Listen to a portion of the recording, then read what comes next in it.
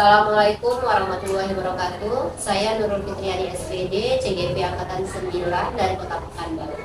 Kali ini saya akan praktik pasca observasi dari supervisi akademik yang didampingi oleh pengajar praktik saya Ibu Mekanika MPD dan teman sejawat saya Dewi Susanti SPD. Mungkin ada sedikit yang ingin disampaikan, Bu. Terima kasih Bu ya. Apalagi dia dibandingkan yang itu terasa ya Bu ya. Di sini kita akan mendiskusikan tentang pasca observasi dari supervisi akademik yang sudah dilakukan dengan Ibu Dewi ya Bu ya. Sebelumnya kita juga sering ketemu ya Bu ya, setiap sampainya selalu ketemu gitu ya.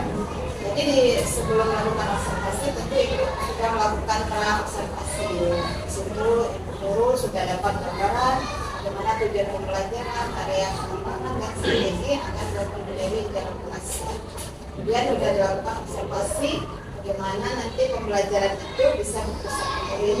Jadi ada bagiannya bagaimana menciptakan suasana kelas yang nyaman, memandu proses pembelajaran efektif dan melakukan asesmen dan umpan balik. Itu ya Bu ya.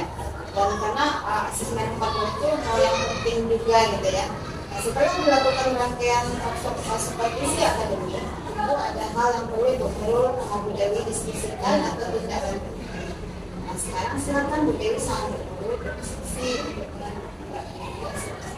Silakan ya Bu. Terima kasih, Bu. Kita mulai ya. Assalamualaikum Bu Dewi. Waalaikumsalam. Kemarin kita sudah melakukan observasi, saya melihat Ibu mengajar sesuai dengan pendampingan percakapan kita setelah observasi, poin-poin apa yang ingin Ibu kembangkan di dalam pembelajaran. Ya, di sini saya ingin bertanya sedikit terkait pembelajaran yang Ibu lakukan kemarin. Ya, sejauh mana di pembelajaran yang Ibu lakukan dan bagaimana perasaan Ibu setelah melakukan kegiatan yang dilakukan selama saya supervisi? Di awal mungkin saya merasa agak grogi, kemudian tegang juga, tapi beriring waktu kemudian lebih nyaman juga. Grogi sedikit, tegang gitu ya. Ini akhirnya santai terbiasa gitu ya. Alhamdulillah ya Bu ya, berjalan baik. Lalu apa yang sudah Ibu lakukan pada saat pembelajaran di kelas sudah sesuai dengan area pengembangan yang ingin Ibu capai? Saya telah melakukan kegiatan pembelajaran sesuai dengan tujuan pembelajaran yang disusun, dan saya melihat murid sudah aktif dan memang tujuan pembelajarannya sudah dicapai. Ya. Lalu bagaimana Ibu menilai sendiri proses pembelajaran yang telah Ibu lakukan? Kalau saya menilai sendiri rasanya belum maksimal. Belum maksimal. Kenapa Ibu bisa mengatakan seperti itu? Karena masih ada, saya melihat beberapa siswa yang masih pasif, belum aktif dalam kegiatan pembelajaran yang masih ada beberapa seperti ya. Jadi begitu kalau menurut Ibu, boleh sampaikan sedikit hasil pengamatan saya saat observasi? Boleh. Nah, di sini saya lihat ada catatan gitu ya. Memang sama tadi sedikit waktu saya mengamati pada saat itu ada anak beberapa yang belum aktif, tapi waktu Ibu menayangkan video memperagakan media kartu bilangan tersebut, anak sangat antusias gitu ya, anak semangat memperhatikan Ibu mengajar gitu ya. Nah, di situ juga sudah sesuai standar apa yang kita rujuk di percakapan kita di pra observasi tadi ya. Nah, bagaimana dengan pendapat Ibu setelah saya memberikan pendapat tadi? Saya rasa agar murid ini lebih aktif, mungkin saya harus lebih mengembangkan lagi dalam kegiatan pembelajaran. Iya, supaya nanti sesuai dengan bakat, minat, kemudian anak belajarnya lebih nyaman. Jadi apa sudah terbayang oleh Bu Dewi gitu ya, apa yang akan Ibu lakukan untuk meningkatkan lagi performa di area tersebut? Saya akan mencoba pembelajaran lebih diferensiasi ya, jadi nanti itu sesuai dengan tujuan murid. Pembelajaran lebih versi ya kan, sesuai dengan minat bakatnya yang seperti itu ya. Itu ide yang bagus gitu ya. Saya sangat mendukung apa yang Ibu lakukan. Terus gini, karena Ibu akan melakukan seperti itu, kira-kira kapan Ibu akan melakukannya? Secepat secepatnya sih Bu Nurul, dan itu tentunya juga saya butuh buku yang Bu Nurul juga sama rekan sejawat yang lain kan, agar pembelajaran di DPSS ini berjalan maksimal. Secepatnya Bu ya, kira-kira karena juga waktu kita sempit gitu ya di bulan enam ini. Semoga apa yang ingin Ibu rencanakan berjalan lancar, pembelajaran diferensiasinya juga bisa terbantu dengan anak-anak yang masih belum aktif tadi gitu ya. Saya doakanlah bisa seperti lancar sesuai dengan keinginan kita juga kan. Mungkin sedikit nanti kalau Ibu sudah mempraktikkan bisa lah nanti sharing bagaimana pengalaman Ibu kembali kepada saya. Boleh Bu, siap. Tapi juga butuh sarannya nanti. Iya, sama-sama sila saling menginformasikan gitu ya. Terima kasih Bu Dewi atas waktunya. Saya juga terima kasih juga sudah diizinkan untuk observasi dan supervisi dalam proses itu. Kali ini udah saya lakukan percakapan observasi, mungkin ada masukan dari Ibu pengajar praktik Ibu Mary gitu kan untuk kepada saya atau juga sejak Ya, terima kasih Bu Nurul sudah melakukan observasi dengan Bu Dewi ya. Mungkin ya banyak pembelajaran ya oleh Bu Nurul, Bu Dewi. Tadi sudah diskusi juga dengan rencana menghadiri dari Bu Dewi.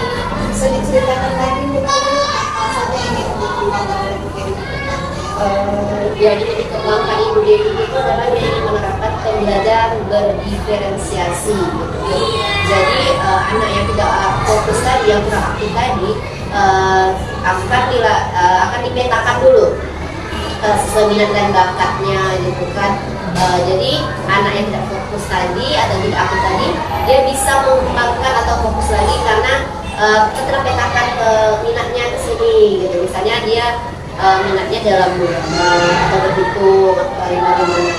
Jadi cara Bu Dewi ini ingin memetakannya dulu gitu, belajar menggunakan pembelajaran berdiferensiasi yang lebih maksimal lagi.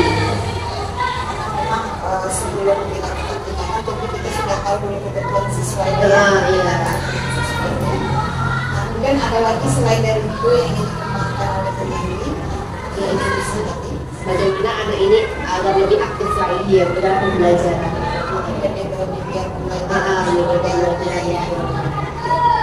Setelah Bu Nurul melakukan rangkaian dari supervisi akademik, coaching ini kan belajar coaching.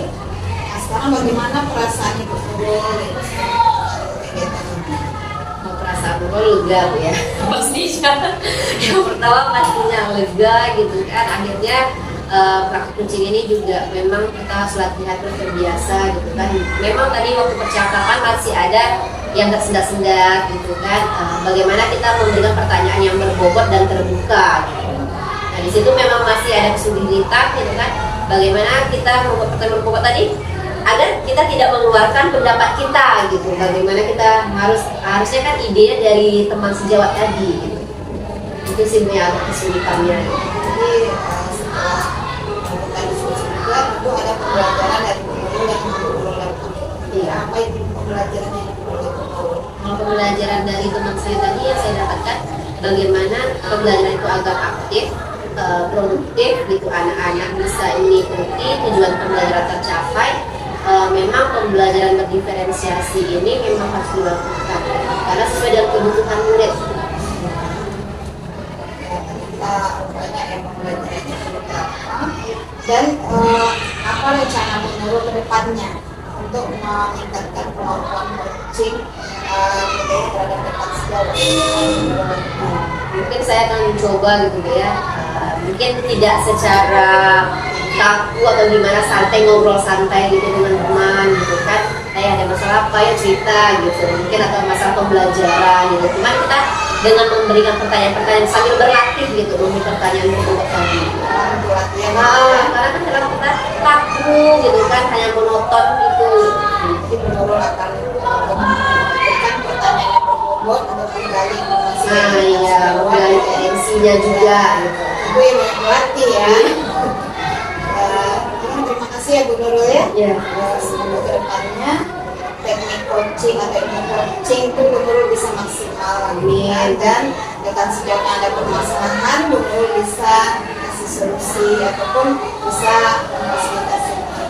Insya Allah Bu. Terima kasih Bu Nurul. Terima kasih Bu Dewi telah mengizinkan saya saya untuk supervisi akademiknya di tugas saya kali ini. Atas bantuannya saya coba terima kasih banyak sama-sama kepada Ibu PP juga Ibu Mary. Terima kasih sudah membersamai saya di PI 5 ini. Sekarang Ibu akan menjadi pembelajaran untuk saya ke depan. Terima kasih. Demikianlah pasca observasi dari saya Nur Fitriani SPD untuk tugas aksi nyata 2.3 yaitu supervisi akademik.